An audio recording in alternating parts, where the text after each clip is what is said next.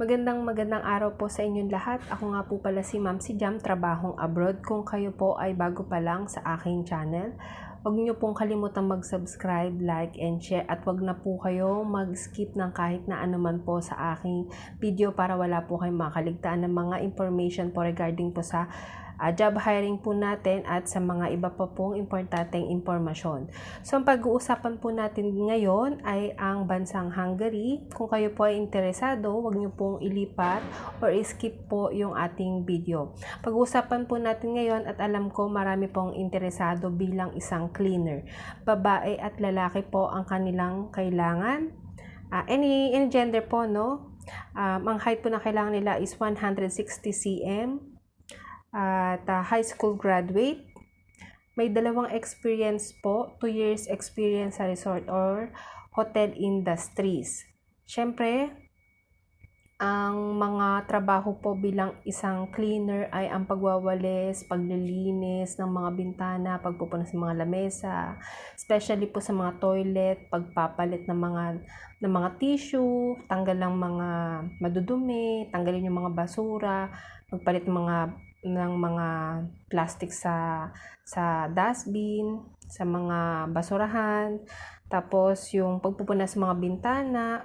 Siyempre, kung maglalagay ng mga spray na pang pabango, pagwawalis, pagmamap, pagbabacuum. So, yun po yung mga kailangan po nila na dapat meron tayong kaalaman. Kaya siguro sila naghahanap ng 2 years working experience po sa resort or hotel industries. At syempre, meron po tayong knowledge na gumamit ng iba't ibang equipment sa paglilinis po. Kasi cleaner po yung ating hiring.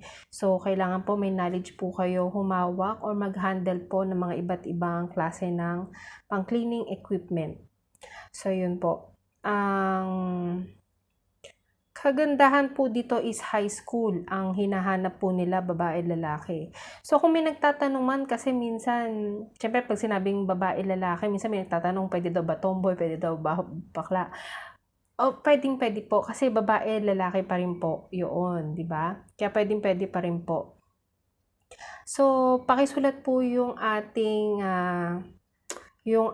agency is ilalagay ko po dito po sa baba ng aking video, yung Peri.International Resources Inc.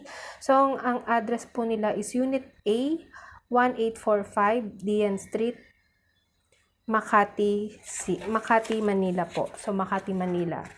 So, yung pinaka-landmark po niya, DN Street, Palanan, Makati, front of St. Clair Medical Center. So, kung nahihirapan po kayo na hanapin, ito po ay harap mismo na St. Clair Medical Center. So, yung isa pa pong information, kung gusto nyo po mag-email, meron po silang email na ilalagay ko pa rin po dito sa baba. So, meron po silang email, peri.forslovenia@gmail.com. So, yun po yung email address nila at pasensya na po yung ating background. Nandito lang po tayo sa may gilid. Sa may gilid ng mga sapatusan. So, wala po akong space dito. So, yun po. peri.forslovenia@gmail.com. So, yun po. Kung gusto nyo pong mag-email sa kanila. At, ito pa po yung isa, peri.international recruitment@gmail.com. So, yun po yung isa. Sa mga nag-a-apply po papuntang abroad, sinasuggest ko lang po sa inyo na wag po muna kayo magre-resign. Kasi, mas mainam po na mag-resign po kayo kapag po may mga visa na po tayo. Mahirap po kasi na mag-a-apply pa lang po kayo, hindi pa po kayo na pag-medical, wala pa pong visa at wala pa pong flight, nag-resign na po kayo, mahirap po. Kaya ako po sinasabing wag po muna kayo mag-resign sa inyong mga trabaho para in case emergency may madudukot po kayo, especially po sa pag-a-apply trabaho sa abroad ay hindi po biro. Talagang maglalabas po tayo ng pera dyan. Unang-una na po yung ating pamasahe.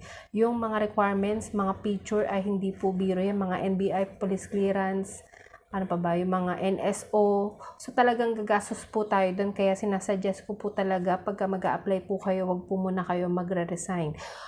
Ang tamang panahon para po mag-resign kapag may visa na po kayo. Yun po yung talagang tamang panahon na anytime pwede na po kayo mag-flight. Yun po kasi marami po sa kababayan natin na nagre-resign, wala pa po silang medical, kumbaga inutang pa nila yung pang-apply nila. Nagbabaka sakali pa lang, tapos hindi pala sila po pwede, hindi sila nag-fit to work dahil yung iba nagka-problema sa medical, yung iba naman hindi pala siya po pwede pero nag-resign na siya. So wala pa pong kasiguraduhan, hanggat wala pa po kayong kasiguraduhan, wag po muna kayo magre-resign. So yung mga bago pa lang po sa aking channel, wag niyo pong kalimutan na mag-subscribe po para po lagi po kayo updated sa aking mga job hiring po dito sa aking channel, at wag po kayo mag-i-skip na kahit na ano man po para po malaman at marinig din po ninyo ang iba pang pong information, lalo-lalo na po sa legit agency po natin na tinatalakay po natin dito, kasi marami po kasing nagtatanong sa akin kung ano agency, samantalang matagal ko na pong sinasabi yung mga legit agency, yung mga ibang requirements or ano ba yun, yung mga talagang kailangan ng mga agency, especially po kung may experience or wala kung magkano yung ginagastos. Sa iba pa pong information regarding po sa limit age, 18 pataas po. Mas mainam po kasi na magpunta po kayo mismo sa agency para po malaman po ninyo yung mga kasagutan ng mga katanungan po ninyo. Mas mainam po na kayo po mismo. Pwede po mag-walk-in doon, mga ma'am and sir. Pwede po kayo mag-walk-in, pwede po kayo magtanong doon ng kahit ano pong itatanong nyo ay sasagutin po mismo ng agency. Kayo po mismo ang magpunta, wag po kayo parang sub-agent, agent. So kayo na lang po mismo yung pumunta para po alam nyo rin po yung gagastusin nyo kung meron man po or wala. Marami po kasing mga nanonood po dito, hindi po ata tinatapos yung aking vlog. So marami pong nagtatanong about kung ano daw pong agency, ano daw pong limit age. Matagal ko na po sinasabi, so yung mga matagal na pong nanonood at tinatapos at hindi po nag-i-skip, talagang nalalaman nyo naman po talaga na sinasabi ko po yung legit agency, at nilalagay ko pa po talaga mismo dito sa baba yung pinakapangalan ng agency, kasi syempre baka iba yung pagkakaspelling o ano, para makita nyo rin po. Regarding po sa mga tanong ng age limit, pwede po kayong mag-walk-in kasi pwede na pong magsadya mismo sa agency para makausap nyo po yung agency. Doon po, kung meron man pong mga agency na may mga Facebook, wag po kayo basta-basta comment doon. Mas mainam na puntahan nyo na lang po kasi marami pong scammer ngayon. Marami pong pag nag-how kayo how to apply, may mga magre-response doon, di naman staff ng agency na yon. Tapos sasabihin nila na magpadala ka dito sa Cebuana or Palawan or Western Union, tapos nagpadala po kayo, first timer kayo, so hindi nyo po alam. Tapos sisihin nyo yung agency, tapos wala nang alam yung agency, so mahirap po. Best na advice ko po is kayo na po mismo ang magsadya sa agency. So wala pong bayad yung pagsasadya at pagtatanong, libre-libre po iyan. Para iwas din po tayo sa scam at kawawa rin po yung mga matitinong agency na walang kaalam-alam.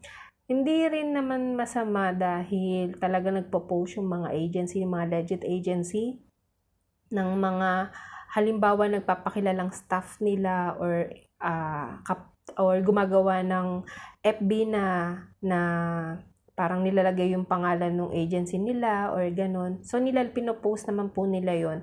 Pero para po makaiwas po tayo kasi marami pong manloloko ngayon na syempre tayo po, mga Pilipino, gusto natin pumunta, lalo't mga first timer na gustong pumunta po dito sa abroad, depende po kung saan bansa kayo pupunta, mas mainam po na kayo na lang po mismo yung mag-apply, magsadya, magtanong po doon para lahat po ng katanungan ninyo, kung po pwede po kayo mag-apply, kung fit to work kayo doon, at kung ano man po yung mga gagastusin nyo, kung po pwede pa po yung edad nyo, ano yung, kung may day off ba, magkano sahod, may kaltas ba, lahat ng katanungan po ninyo, wag po kayo mahihiyang magtanong. At least nalaman nyo po mismo sa agency, sa staff po ng agency. Kasi malalaman nyo naman po yung kung talaga yun yung agency, kasi mismo may mga nakalagay na mga sign na legit agency sila, may mga POEA na sign, tapos yung pangalan ng agency, may mga staff, may mga papeles.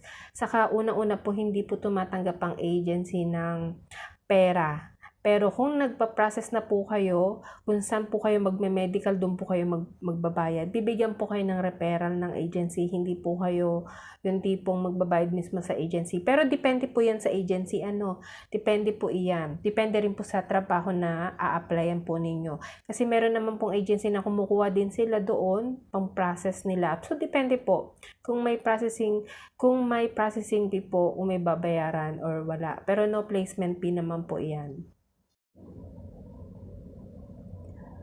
Sa mga bago po sa aking channel, maraming salamat po. Mag-subscribe po kayo, lalo na po sa noong una pa lang po na nagbablog ako at talagang sinusubaybayan po ako. Maraming salamat.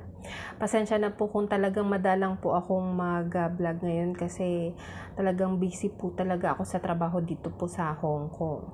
So yun po. Pero sinisikap ko po na makapag-share po sa inyo ng mga mahalagang detalye regarding po sa bansa or ano man po yung mga job na hiring po natin ngayon dyan sa Pilipinas. 2024 po ngayon, kasi marami pong nag-message sa akin kung available pa ba ito. So, kapag mga 2020, 2021, masasabi ko lang na hindi ko na po alam yung mga updated na job hiring ng mga pinopost ko po ng mga agency. Pero, advantage po dito, meron po kayong alam na legit agency. So, hindi ko na po alam kung ano po yung mga updated nila na job hiring. Pero nagbablog po ako 2024 na po kasi ngayon. So, ito lang po yung mga binablog ko na updated na lang ngayon taon na 2024. So, yung mga nagdaang 2 years ago, 3 years ago, 4 years ago, hindi ko na po sure. Pero pwede po kayo magsadya sa kanilang mga agency or bumisita po sa kanilang agency para po malaman din ninyo kung merong mga job hiring na po pwede rin po sa inyo. So, yun po yung kagandahan din naman po sa binablog po natin. So, wag po kayo mawawalan ng pag-asa. Kagandahan po nito, araw-araw po ay meron tayong mga nakikita na talagang mga job hiring, especially po ngayon sa tinalakay po natin ngayon is cleaner. So, kung kayo man po ay interesado, apply na po kayo at tanungin nyo na po yung mga tatanungin ninyo sa agency. Mas mainam po na kayo po yung mag-apply para po mas magaan po sa loob na kayo po mismo yung makarinig ng information na sasabihin po ng agency at iwas po tayo sa scam. So, yun lang po at maraming salamat po sa inyong lahat.